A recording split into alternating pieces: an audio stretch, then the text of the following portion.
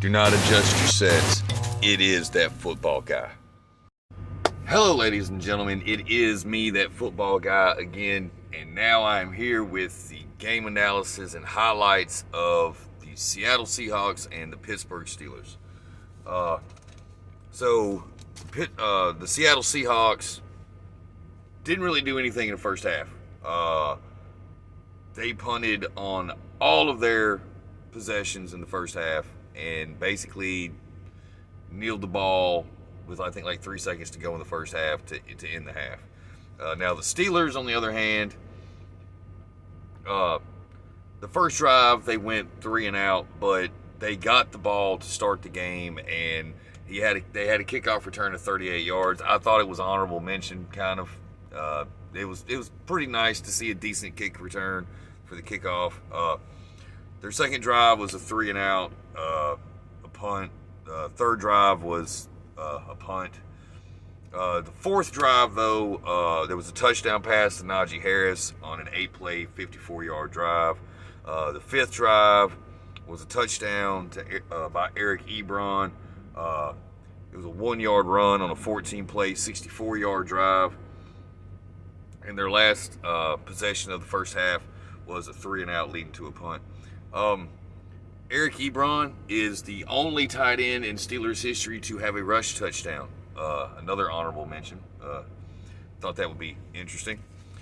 First half team statistics for the Steelers: total yards 176, pass yards 119, rush yards 57, yards per play 4.5. They had 13 first downs. They were 4 for 8 on third down efficiency, and they had 2 penalties for 15 yards. First half team statistics for the Seattle Seahawks: not much really there. Total yards was 65. They had 47 pass yards, 18 yards on the ground rushing, 3.1 yards per play. They had three first downs in the whole first half of the game. So that, if that doesn't tell you anything about how lights out Pittsburgh's defense was in the first half, they only had 3 first downs, and they punted on every single possession in the first half. Third down efficiency, they were 1 for 6. They gave up the 2 sacks allowed in the first half, and they had four penalties for 30 yards. Top performers for the first half for the Seattle Seahawks was DK Metcalf with 3 receptions for 28 yards and a 9.3 yard average on those receptions. DJ Reed, 6 tackles and 1 assist.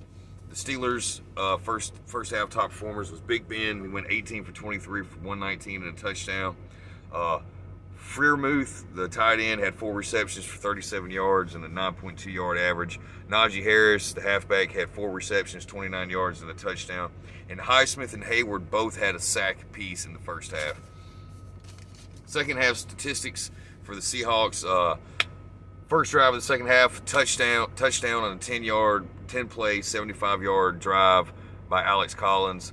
The second drive of the second half was a touchdown on a 6-play, 60-yard drive by tight end Deasley. The third drive was a 40-yard field goal to tie the game at 17 apiece. The fourth drive was a 3 and out punt off of a holding penalty. The fifth drive was a major injury to Darrell Taylor happened, I believe. It appeared from the way it looked he had broken his neck. And then their last drive of regulation for the Seattle Seahawks was a field goal. For the second half for the Steelers, the first drive they had a 27-yard field goal. They had a 3 and out. Big Ben on the third drive for the Steelers in the second half, he had a double pump fumble, which basically means he dropped back to pass, went for the double fake pump.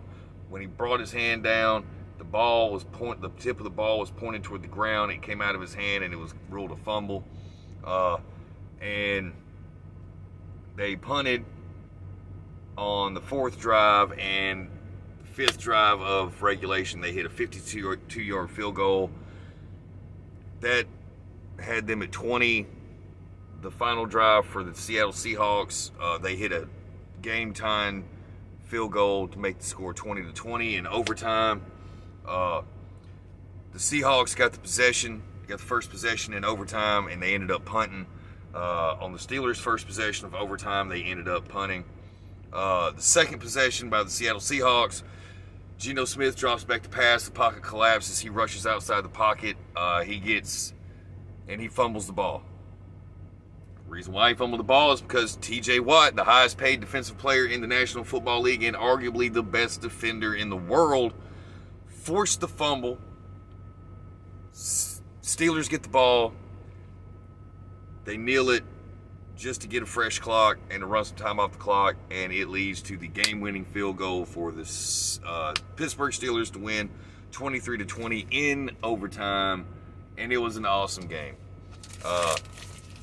Game statistics for the teams: Seattle Seahawks had 308 yards total offense, 164 passing, 144 rushing. They had a 4.8 yard average play, 4.8 yards per play. They had 18 first downs. They were 3 for 12 on third down efficiency. They gave up 5 sacks in the game. They had 6 penalties for 45 yards, and of course the lost fumble by Geno Smith that led to the game-winning field goal in overtime. Top performers for the Seattle Seahawks would be Alex Collins, the running back. He had 20 carries, 101 yards, and a touchdown. Defensive player of the game for Seattle Seahawks is Bobby Wagner. He had 8 solo tackles and 6 assisted tackles. Honorable mention, just because it's been a while since I've seen Geno Smith on the field. Geno Smith, he went 23 for 32. He had 209 yards and a touchdown. Steelers game statistics: 345 total yards, 226 passing, 119 rushing, a 4.9 yard per play average, 22 first downs. They were 5 for 14 on third down efficiency. They had 5 penalties for 38 yards, and they lost 1 fumble, which was the double pump fumble by Big Ben. Top performers for the Steelers would be Big Ben. He went 29 for 40 for 229 and a touchdown. T.J. Watt, the defender of the decade, basically. He had 7 tackles, 3 pass deflections, and a forced fumble. Najee Harris would be another offensive player of the game for the Steelers. He had 24 carries for 81 yards, and he had 6 receptions for 46 yards and the touchdown. I do hope Darrell Taylor is okay. I hope he can come back and play. I hope he's not paralyzed or anything. So everybody, if you are watching this video, keep this guy in your thoughts at least. Cross your fingers. Hope the guy can come back and play next year. Basically, the Steelers for the first half of the game were lights out on defense. Second half, they gave up some points to a hungry Seattle offense, but in the end, defense wins. Defense wins. Defense wins championships. Let me know how you feel. Leave a comment in the comment section. Tell me if you agree or disagree, because I'm pretty sure everybody watched the game. I just like to cover this stuff and to get other people's opinions and to start conversation. So, have a nice day and enjoy yourselves. Thanks for listening. This has been That Football Guy. Like and subscribe.